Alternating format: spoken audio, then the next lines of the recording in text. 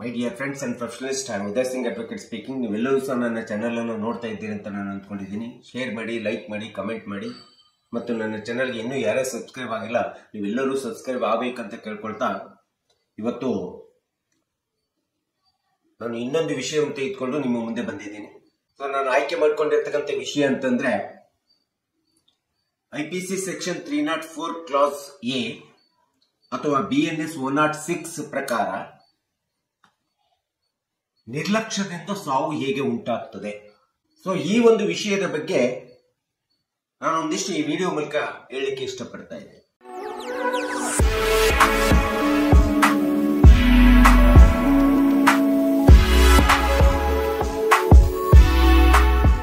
ನಾವು ಯಾವುದೇ ಒಂದು ಕೆಲಸವನ್ನ ಕಾರ್ಯವನ್ನ ಮಾಡುವಂತ ಸಂದರ್ಭದಲ್ಲಿ ಆ ಕೆಲಸದ ನಿರ್ವಹಣೆಯಲ್ಲಿ ನಿರ್ಲಕ್ಷ್ಯತೆಯನ್ನು ತೋರಿಸಿದಾಗ, ಬೇಜವಾಬ್ದಾರಿತನವನ್ನು ತೋರಿಸಿದಾಗ, ಅಂತ ಒಂದು ನಿರ್ಲಕ್ಷ್ಯದಿಂದ ಉಂಟಾಗುವಂತ ಕೃತ್ಯ ಏನಿದಾವೆ, ಘಟನೆ ಏನಿದಾವೆ, ಅಥವಾ ಸಾವು ಏನಿದೆ, ಅಥವಾ ಅಂತ ಒಂದು ಸಾವು ನೋವುಗಳು ಏನು ಉಂಟಾಗ್ತವೆ, ಈ ಒಂದು IPC ಸೆಕ್ಷನ್ 304 ಕ್ಲಾಸ್ ಎ ಅಥವಾ ಹೊಸದಾಗಿ ಬಂದಿರತಕ್ಕಂಥ ಕಾನೂನು, ತಿದ್ದುಪಡಿಯಾಗಿ ಬಂದಿರತಕ್ಕಂಥ ಕಾನೂನು BNS ಭಾರತೀಯ ನಾಗರಿಕ ಸಂಹಿತೆ 2023ರಲ್ಲಿ ಬಂದಿದೆ. ಈ ಒಂದು ಸೆಕ್ಷನ್ಗೆ ಸಂವಾದಿಯಾಗಿ 106 ಕ್ಲಾಸ್ 1 ಮತ್ತು ಕ್ಲಾಸ್ 2 ಒಳಗಡೆ ಈ ನಿರ್ಲಕ್ಷ್ಯದ ಬಗ್ಗೆ, ನಿರ್ಲಕ್ಷ್ಯದಿಂದ ಯಾವುದೇ ಕೆಲಸ ಕಾರ್ಯ ಮಾಡುವಂತ ಸಂದರ್ಭದಲ್ಲಿ ಏನು ಕೃತ್ಯ ಉಂಟಾಗುತ್ತೆ ಅದ್ರ ಬಗ್ಗೆ ಈ ಸೆಕ್ಷನ್ಸ್ ಹೇಳಿರ್ತಕ್ಕಂಥದ್ದು ನಾವು ನೋಡ್ತಾ ಇದ್ದೀವಿ. ಸೊ BNS ಭಾರತೀಯ ನಾಗರಿಕ ಸಂಹಿತೆ ಸೆಕ್ಷನ್ 106 ಕ್ಲಾಸ್ 1 ಮತ್ತು ಕ್ಲಾಸ್ 2 ಇದನ್ನ ಸಿವಿಯರ್ ಅಫೆನ್ಸ್, ಕಾಗ್ನಿಸಬಲ್ ಅಫೆನ್ಸ್ ಅಂತ ಹೇಳಿ ಪರಿಗಣಿಸ್ತದೆ. ನಾವೆಲ್ಲರೂ ಸಹ ತುಂಬಾ ಅರ್ಥ ಮಾಡ್ಕೋಬೇಕಾಗುತ್ತೆ. ಈ ಒಂದು ಸೆಕ್ಷನ್ ತುಂಬಾ ಸೀರಿಯಸ್ ಇದೆ. ಸೊ ನಿರ್ಲಕ್ಷ್ಯದಿಂದ ಯಾವ್ದಾದ್ರು ಒಂದು ಮರಣ ಆದ್ರೆ ಅದನ್ನು ಹತ್ಯೆ ಅಂತೇಳಿ ನಾವು ಪರಿಗಣಿಸಬೇಕಾಗುತ್ತೆ ಈ ಒಂದು ಸೆಕ್ಷನ್ನಿನ ಪ್ರಕಾರ.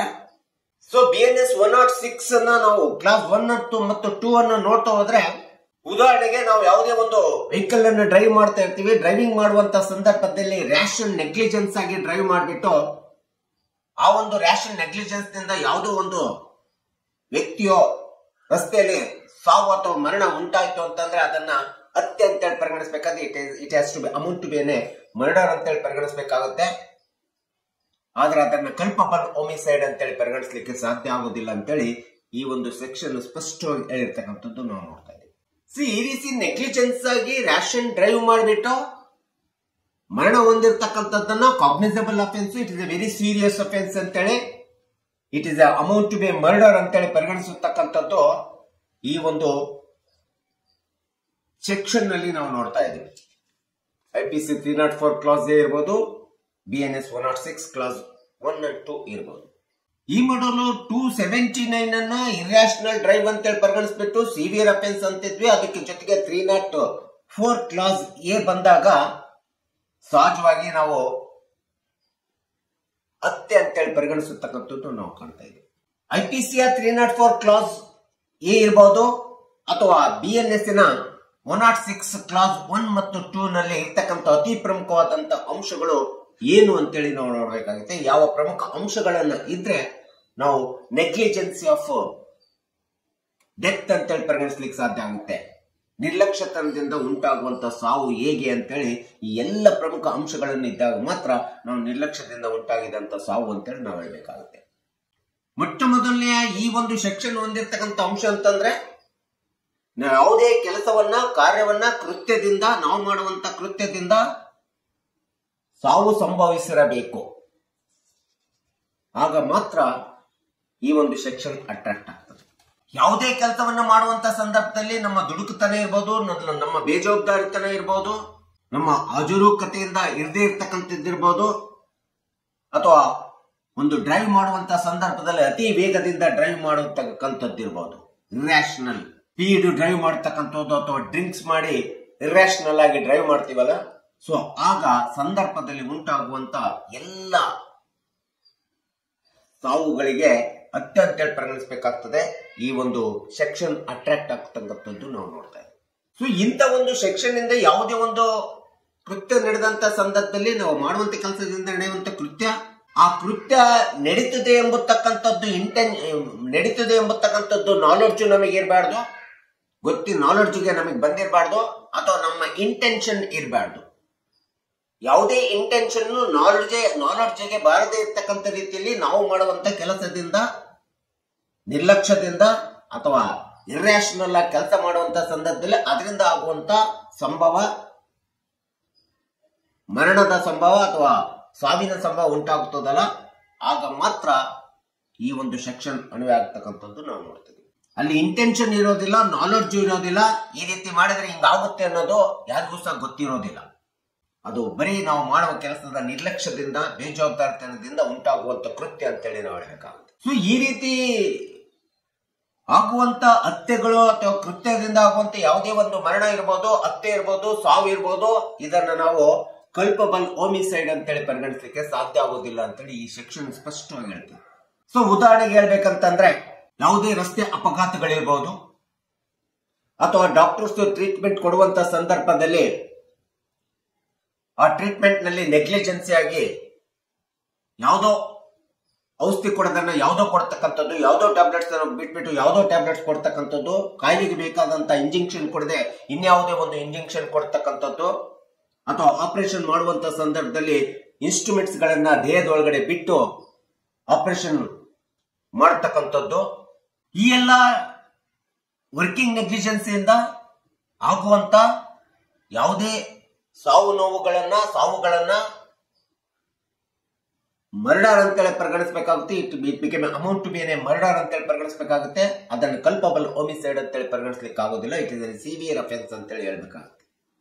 ಈ BNS ನಲ್ಲಿ ಡಾಕ್ಟರ್ಸ್ ಟ್ರೀಟ್ಮೆಂಟ್ ಏನ್ ಮಾಡ್ತಾರಲ್ಲ, ಟ್ರೀಟ್ಮೆಂಟ್ ಮಾಡುವಂತ ಸಂದರ್ಭದಲ್ಲಿ ಅವ್ರ ಏನಾದ್ರು ನೆಗ್ಲಿಜೆನ್ಸ್ ಉಂಟಾದ್ರೆ 106 ಕಾಲಮ್ ನಲ್ಲಿ 106 ಸೆಕ್ಷನ್ ಒಳಗಡೆ ಅವರಿಗೆ ಆದಂತ ಒಂದು ಪ್ರತ್ಯೇಕವಾದಂತ ಕಾಲಮ್ ಅನ್ನು ಕೊಟ್ಟಿರ್ತಕ್ಕಂಥದ್ದು ನಾವು ನೋಡ್ತಾ ಇದ್ದೀವಿ. ಇನ್ನು ಕೆಲವೊಂದು ಸಂದರ್ಭದಲ್ಲಿ ಗುಂಪು ಘರ್ಷಣೆ ಬಡದಾಡ್ಕೊಳ್ತಿರ್ತಾರೆ, ಒಬ್ರಿಗೊಬ್ರಿಗೆ ಮಾತಿನ ಚಕಮಕಿ, ಕ್ಷುಲ್ಲಕವಾದಂತ ಮಾತಿನ ಚಕಮಕಿ ನಡೀತಿದೆ. ಆ ಮಾತಿನ ಚಕಮಕಿಯಿಂದ ಸೊ ಯಾವುದೇ ಒಂದು ಗಲಾಟೆ ಆದಂತ ಸಂದರ್ಭದಲ್ಲಿ ಒಬ್ಬರಿಂದ ಒಬ್ಬರಿಗೆ ಸುಮ್ಮನೆ ತಳ್ಳಾಡತಕ್ಕಂತ ಸಂದರ್ಭದೊಳಗಡೆ ಯಾವುದೋ ಒಬ್ಬ ವ್ಯಕ್ತಿಯನ್ನ ನೀವು ತಳ್ಳಿಬಿಡ್ತೀರಿ. ತಳ್ಳಿದಂತ ಸಂದರ್ಭದಲ್ಲಿ ಆ ವ್ಯಕ್ತಿ ಕೆಳಗೆ ಬಿದ್ದು ಸಾವಿಗೆ ಕಾರಣ ಆಗ್ತದೆ, ಸತ್ತೋಗ್ಬಿಡ್ತಾನೆ. ಅಂತ ಸಂದರ್ಭದಲ್ಲಿ ಸೊ ಈ ರೀತಿ ಉಂಟಾಗುವಂತ ಹತ್ಯೆಯನ್ನು ಸಹ, ಇಂಥ ಒಂದು ಮರಣ ಸಂಭವಿಸುವುದನ್ನು ಸಹ IPC 304 ಕ್ಲಾಸ್ ಎ ಇರಬಹುದು, ಅಥವಾ BNS ನ 106 ಕ್ಲಾಸ್ 1 and 2 ಅನ್ನ ನಾವು ಸೀರಿಯಸ್ ಅಫೆನ್ಸ್ ಅಂತೇಳಿ ಪರಿಗಣಿಸಿದೆ, ಕಾಗ್ನಿಸಬಲ್ ಅಫೆನ್ಸ್ ಅಂತೇಳಿ ಪರಿಗಣಿಸಿದೆ, ನಾನ್ ಬೇಲೇಬಲ್ ಅಫೆನ್ಸ್ ಅಂತೇಳಿ ಪರಿಗಣಿಸಬೇಕಾಗುತ್ತೆ. ಸೊ IPC 304 ಕ್ಲಾಸ್ ಎ ಅನ್ನ ತಿದ್ದುಪಡಿ ಮಾಡಿಬಿಟ್ಟು BNS ಭಾರತೀಯ ನಾಗರಿಕ ಸಂಹಿತೆ ಇಲ್ಲಿ 2023 ಇದನ್ನ ಸಂವಾದಿಯಾಗಿ 106 ಕ್ಲಾಸ್ 1 ಮತ್ತು 2 ಅನ್ನು ತರಲಾಗಿದೆ. ಈ ಕ್ಲಾಸ್ 106 ಕ್ಲಾಸ್ 1 and 2 ಎಂಬತಕ್ಕಂಥದ್ದು ನಿರ್ಲಕ್ಷ್ಯದಿಂದ ಉಂಟಾಗತಕ್ಕಂತ ಹತ್ಯೆ ಇರ್ಬೋದು, ಕೃತ್ಯಗಳಿಂದ ಉಂಟಾಗತಕ್ಕಂತ ಒಂದು ಮರಣ ಇರ್ಬೋದು, ಸಾವು ಇರ್ಬೋದು, ಇಂಥವುಗಳನ್ನು ತುಂಬಾ ಕಠಿಣವಾದಂತ ಕೃತ್ಯ ಅಂತೇಳಿ ಪರಿಗಣಿಸ್ತದೆ ಈ ಸೆಕ್ಷನ್ ನಲ್ಲಿ, ಮತ್ತು ಸೂಕ್ತವಾದಂತ ಕಾನೂನು ಕ್ರಮಗಳಂತ ಕೈಗೊಳ್ಳಲಾಗ್ತದೆ. ಕಾಗ್ನಿಸಬಲ್ ಅಫೆನ್ಸ್ ಅಂತೇಳಿ ಕೈಗೊಳ್ಳಲಾಗ್ತದೆ, ನಾನ್ ಬೇಲೇಬಲ್ ಅಫೆನ್ಸ್ ಅಂತೇಳಿ ಕೈಗೊಳ್ತಾರೆ. ಈ ರೀತಿ ಈ ಒಂದು ಸೆಕ್ಷನ್ ಅನ್ನು ತುಂಬಾ ಸೀರಿಯಸ್ ಅಂತೇಳಿ ಪರಿಗಣಿಸಿರ್ತಕ್ಕಂಥ ಉದ್ದೇಶ ಅಂತಂದ್ರೆ, ಸಾರ್ವಜನಿಕರ ಸಂರಕ್ಷಣೆ ಹೆಚ್ಚಿಸಬೇಕು ಯಾವುದೇ ಒಂದು ಇಂಥ ಒಂದು ನಿರ್ದಿಷ್ಟವಾದಂತ ಅಪರಾಧಗಳು ನಡೆದಂತ ಸಂದರ್ಭದಲ್ಲಿ. ಹೀಗಾಗಿ BNS 106 ಕ್ಲಾಸ್ 1 and 2 ಎಂಬತಕ್ಕಂಥದ್ದಕ್ಕೆ ಇಂಥ ಒಂದು ನಮ್ಮ ಬೇಜವಾಬ್ದಾರಿತನದ ಕೆಲಸದಿಂದ ಯಾವುದೇ ಕೃತ್ಯ ನಿರ್ಮಾಣದಾಗ, ಘಟನೆ ನಡೆದಾಗ ಸಾವು ನೋವುಗಳು ನಡೆದತಕ್ಕಂಥದ್ದನ್ನ ಹತ್ಯೆ ಅಂತೇಳಿ ಪರಿಗಣಿಸಿದಂತ ಸಂದರ್ಭದಲ್ಲಿ ಇದಕ್ಕೆ ಕಠಿಣವಾದಂತ ಶಿಕ್ಷೆ ಇದೆ. ಆ ಶಿಕ್ಷೆ ಅಂತಂದ್ರೆ 2 ವರ್ಷ ಜೈಲು ಶಿಕ್ಷೆ ಮತ್ತು ದಂಡ ಎರಡನ್ನೂ ಸಹ ವಿಧಿಸತಕ್ಕಂಥದ್ದನ್ನ ನಾವಿಲ್ಲಿ ನೋಡ್ತಾ ಇದ್ದೀವಿ. ಹೀಗಾಗಿ ಇಂಥ ಒಂದು ನಿರ್ಲಕ್ಷ್ಯದಿಂದ ಸೆಕ್ಷನ್ 304 ಕ್ಲಾಸ್ ಎ IPC ಇರ್ಬೋದು, ಅದಕ್ಕೆ ಸಂವಾದಿಯಾಗಿ ಬಂದಿರತಕ್ಕಂಥ BNS section 106 clause 1 and 2 these are the severe sections ಎಂಬತಕ್ಕಂಥದ್ದನ್ನ